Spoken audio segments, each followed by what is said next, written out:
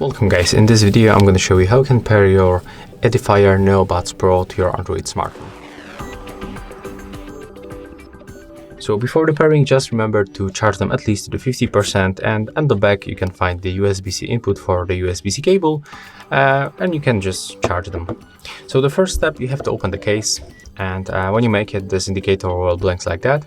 So what you have to do, just click and hold this button right here in the middle until this indicator will start blinking like that. It will move from the left to the right.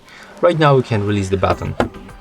It means that right now we are in the pairing mode, so we can open the Bluetooth settings on our Android smartphone, click to pair new device, and as you can see, they appear on the list, so we can click on them once, accept pairing request,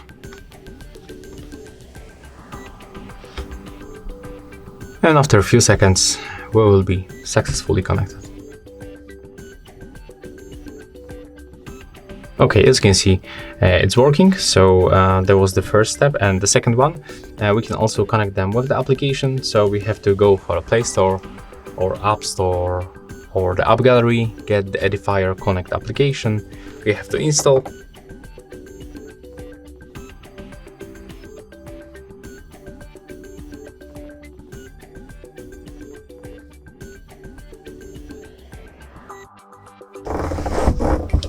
Okay, so as you can see, the application is right here, so we can open it. We have to accept all of the stuff that pops on the screen, accept all of the permissions. We have to enable the pop-up window function, so we have to go for the settings. We have to go for advanced, and we have to enable this feature display over the other apps. Then we can just simply go back. Okay, okay, right now we are here. I thought that this animation will stay like that, so the icon white, but it was just image loading. And as you can see, we are connected. So when you previously connect them to the Bluetooth settings, like in my case, and download the application, they will be already here.